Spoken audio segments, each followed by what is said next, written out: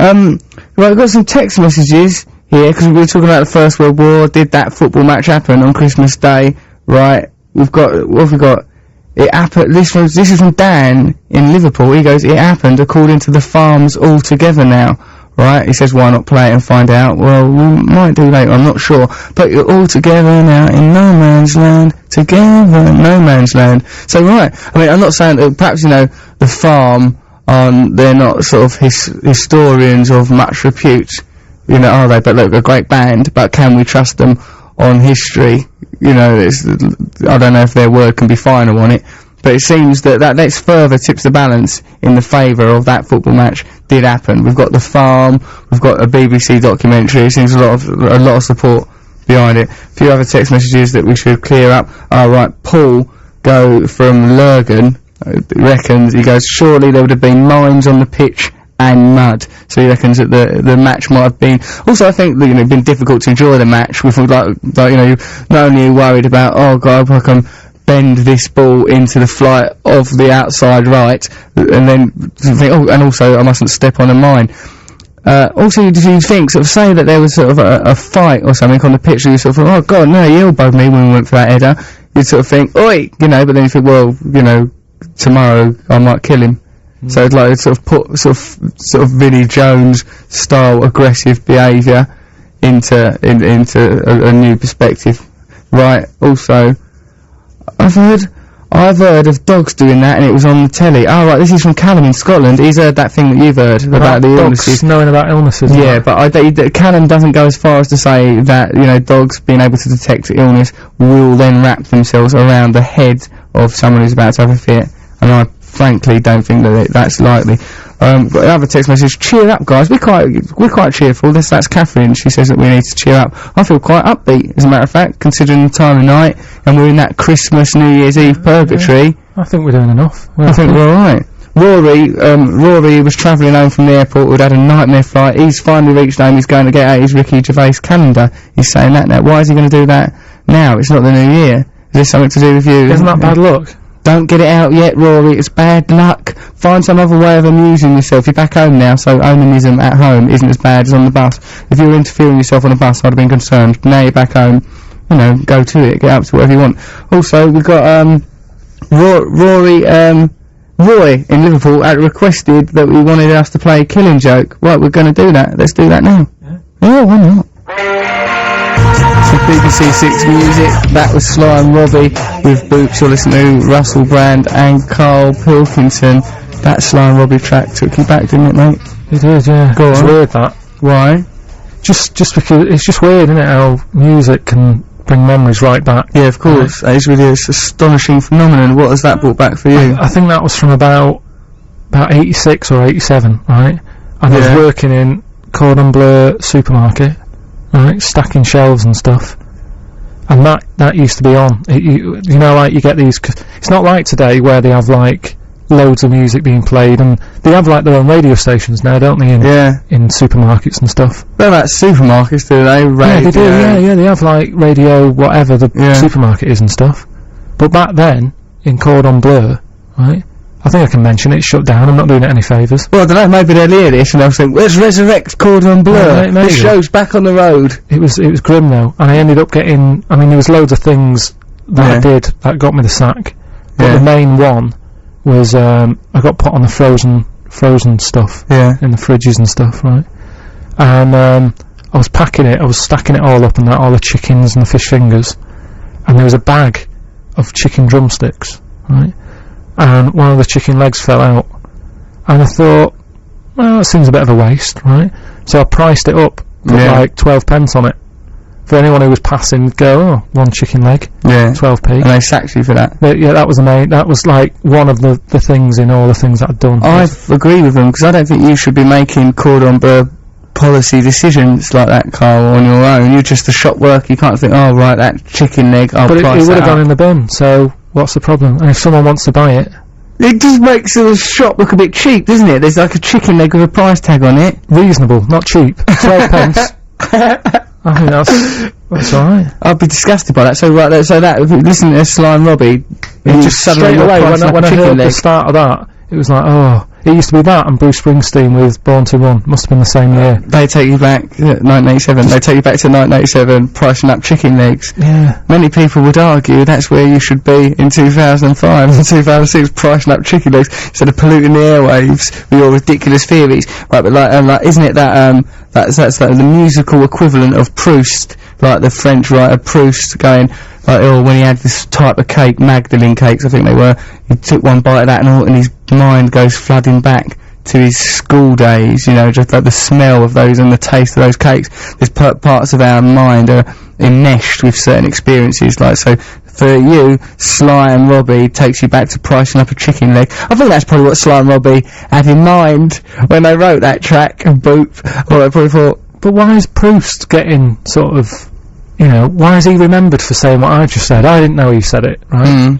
And I said it. He probably put it all articulately, didn't he, beautifully, you know, in French and in a book. He probably weren't just sat around here at 6 Music going, I'll just price up a chicken leg and that, and I made a decision for myself. You can't expect that. Are you saying that you are Proust's equal on account of that you've arrived at the same conclusion, albeit by some clunking allegory about an experience you had at Cordon Bleu? Yeah, because we're both saying the same thing, aren't we? Yeah, I suppose you are, but Proust is like, you know, he's a writer, isn't he? So everything is it's about language, what he's doing. It's about the beautiful manner in which it was written, not only the observation, but the way it was articulated. Not that I have read that thing. I think that, you know, in one way, Carl, yeah, what you have said is as valuable as the work of Proust. But in another way, you are a worthless reprobate, and he is a very grand writer. Fleetwood Mac with Long Grey Mare. This is BBC 6 Music. I'm Russell Brand. Before Long Grey Mare, we had, I Understand It, Idlewild. It's been alright, isn't it? So yeah, I'm Russell Brand. I'm here with Karl Pilkington. We're looking after Namone's spot while she's away. It's almost the end of our show now. It's coming up to 1 o'clock, but we're going to be back tomorrow and the next day while Namone's off doing God knows what that woman's up to. What is her surname? It's a mystery. She don't say it, I think, for tax reasons, or like, you know, she's just keen to maintain anonymity. I don't know what the reasons are. But like, over the last couple of hours, like, it's been quite valuable, and it's been informative and educational. Right, I think the one thing we can definitely conclude that football match, which we queried, was it apocryphal, did it actually happen, or was it a real genuine event? I think we can conclude from the farm and from the text message we got that football match did happen on Christmas Day 1915, or whenever it was supposed to be during the First World War, so that's a good thing, right? That's one thing we've learned. Decimal calendars. Can I just say on the war thing, go on. Because once we've wrapped up the war, it's over, we're not going back. Which is the way you should approach war. Definitely. The war's won, it's over. Move on. Yeah. Move on. But did they really do the thing with the white flag as well? Yeah, I think that's just a general thing that happens, yeah. I mean, I don't know why are you bringing that up now? Cause just settled wars. Just because we've just said, like, you know, I didn't think it would have happened because I don't know who would have took a football with them. But if I was in charge of an army, yeah, I wouldn't give them a white flag. Because it sets the wrong tone, doesn't it? Bring your white flags, I've got a very bad feeling about this battle. Yeah, so get on with it. Don't give them, you know, reasons to start waving a flag about and ending it. Don't even fight to the end. Pack a white flag. No, don't give it them. I'd rather give them the football. Like the football, at least that's good for morale, isn't it? Like, okay lads, yeah, bring some bullets, better take a white flag, I'm not feeling confident. They look ever so butch, some of them German boys. Yeah. Well, I think they would use their pants or something, like a handkerchief. Do you know what I mean? I don't think they'd pack white flags in the event that this war goes dreadfully wrong. I think you've got to approach war in a much more upbeat manner. Right, that's what I'd say. What else? There's pants, they're multi-purposes, them flags, they wouldn't have had flags. Right, that thing you said about, like, dogs, we've had, like, Callum from Scotland says, right, about, you know, Carl earlier said that there are dogs you can get that, will, if you're epileptic, they sense you're about to have a fit, and then they jump up on your shoulders and wrap themselves round your head, like a canine crash helmet. Yeah. Well, we've got a text message from Callum in Scotland. He says, the wrapping around the head bit is poppycock. The dog will bark to alert a fit and lie beside the person as they have it. That sounds feasible, that, like, you know, it can intuitively sense there's going to be a fit. What I will not accept, Karl Pilkington, is that dog will then leap onto the shoulders of the person and protect their mind like that. That's preposterous. That's what he said. I don't understand how a bark's good enough, because it could just be someone at the door and you're not ill. Because this is a highly trained dog, isn't it? It's like there's somebody at the door. Perhaps it can distinguish. Perhaps it does a different, bark for that or something. Like, I like it that you can accept that the dog, that's unreasonable. The dog might bark because there's someone at the door, but you will accept that the dog will jump up on someone's shoulders and wrap it round like a dog hat to protect people. Your facility for sorting information out is broken. As far as you don't know what is good information and what's bad. I'm surprised you know how to address yourself. I'm surprised you managed to get here. Right, so I think we can conclude that that to a point is true, but not to the ridiculous degree that you claimed. Whether or not that Japanese man in the army, I mean, you hear stories about that, but I think that might be another one of those apocryphal tales.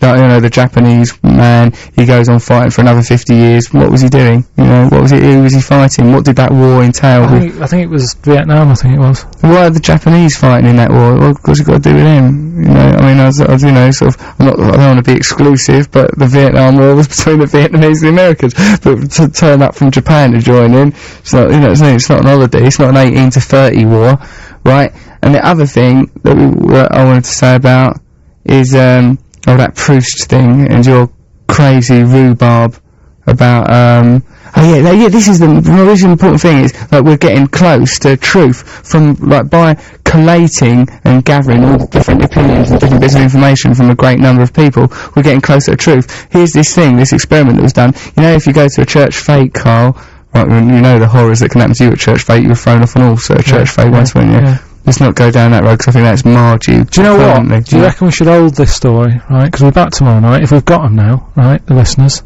they'll be going... Well, hold off the story? Yeah, just because we've got, 3.5 minutes to fill, and we've got a track, and that will get us nice. What's going to be the final track? Probably, She Don't Use Jelly, Flaming Lips. Okay, let's do that, but tune in tomorrow, because we've got a mind-blowing story about how we as one consciousness will respond better than we do as individuals. Thanks for listening.